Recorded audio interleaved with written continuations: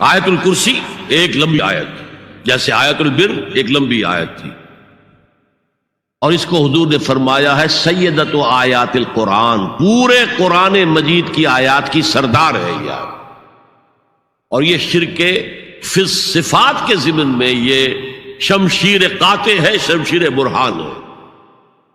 اللہ لا الہ الا ہو الحی القیوم، یہ وہی ہے قل هو اللہ احد اللہ الصمد الحی، اللہ زندہ ہے، لیکن اس کی زندگی کو اپنی زندگی پر قیاس نہ کرنا۔ تمہیں خوراک کی احتیاج ہے، اسے کوئی ضرورت نہیں۔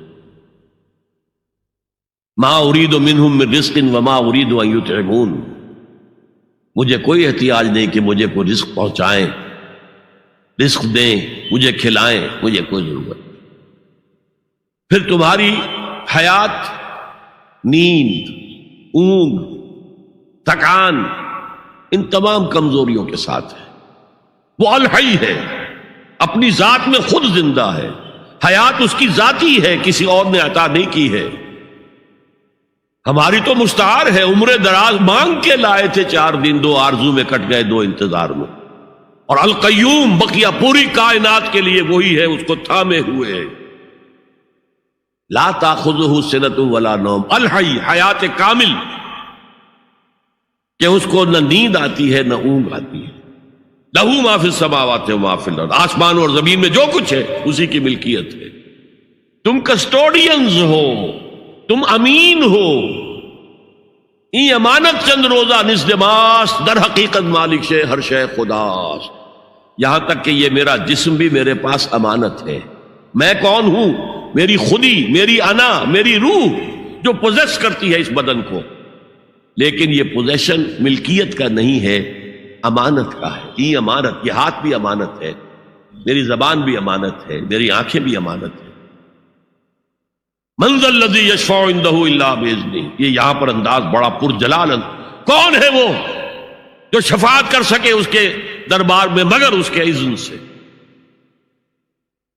کسی کا ذاتی، کسی کا زور، کسی کا اختیار نہیں ہے کہ جس کی بنا پر وہ شفاعت کرے، ہاں اللہ کے اذن سے۔ اور دوسری جگہ پر آتا ہے جس کے لیے وہ چاہے گا اور جس کو اجازت دے گا، جیسے کہ آتا ہے اما یتساءلون میں، یوم یقوم الروح والملائکۃ صفا، اور ان میں سے کوئی بھی بات نہیں کر سکے گا، کلام نہیں کر سکے گا، لا یتکلمون الا من اذن له الرحمن، سوائے اس کے جسے رحمان اجازت دے، وقال صوابا، اور صحیح بات کرے گا، کوئی غلط بات نہیں کرے گا۔ یعلم ما بین ایدیہم وما خلفہم ولا یحیطون بشیء من علمہ الا بما شاء، وہ تو جانتا ہے جو کچھ بھی ان کے سامنے ہے اور ان کے پیچھے ہے، اور یہ کوئی احاطہ نہیں کر سکتا مخلوقات میں سے، اس کے علم میں سے کسی کا بھی، سوائے اس کے جو وہ خود چاہے۔ یہاں بڑے ہی لطیف انداز میں شفاعت باطلہ کے تصور کی نفی ہو گئی۔ دیکھیے، آپ کہیں جا کر کسی مجسٹریٹ سے سفارش کرتے ہیں تو کیا کہتے ہیں؟ اجی یہ فائل کے اوپر جو کچھ ہے آپ اس پر نہ جائیے، یہ گواہیاں وغیرہ جھوٹی ہو گئی ہیں، میں آپ کو بتاتا ہوں اصل بات کیا ہے۔ اللہ کے سامنے کوئی یہ کہہ سکے گا اے اللہ تیرے علم میں نہیں ہے، میرے علم میں ہے؟ یعلم ما بین ایدیہم وما خلفہم، وہ تو جانتا ہے جو کچھ ان کے سامنے اور جو کچھ ان کے پیچھے ہے۔ ولا یحیطون بشیء من علمہ الا بما شاء، اور ان میں سے کوئی بھی، جیسے کہ میں ابھی بتا چکا ہوں، بریلوی مکتب فکر بھی کہہ رہا ہے کہ اللہ کا دیا ہوا علم ہے، محمد رسول اللہ کا جتنا ہے، لا محدود نہیں ہے، محدود ہے، قدیم نہیں ہے، حادث ہے۔ تو جتنا اللہ چاہتا ہے، جس کے لیے جتنا چاہتا ہے، لیکن اس کے علم میں سے احاطہ نہیں کر سکتا کوئی مگر جو وہ چاہے۔ وسع کرسیہ السماوات والارض، اس کا اقتدار چھایا ہوا ہے، مستولی ہے، آسمانوں پر بھی اور زمین پر بھی۔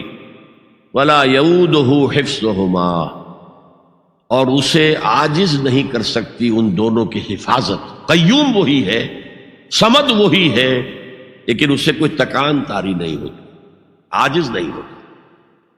یہ اصل میں نفی ہے جو تورات حافظے سے مرتب کی گئی تھی۔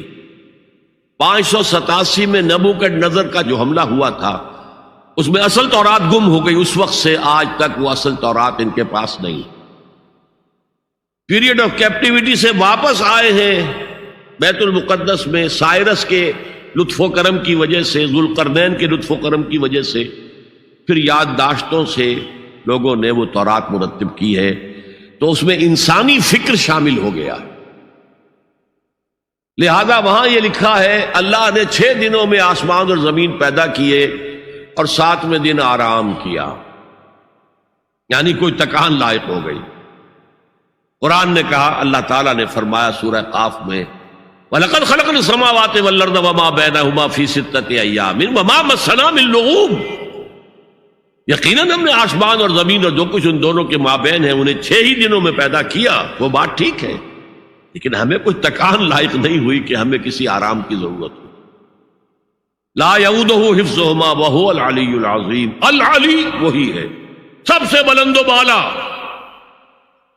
لتکون کلمۃ اللہ ہی العلیٰ، تاکہ اللہ کا کلمہ سب سے سر بلند ہو جائے، اور وہی عظیم ہے، عظمت والا۔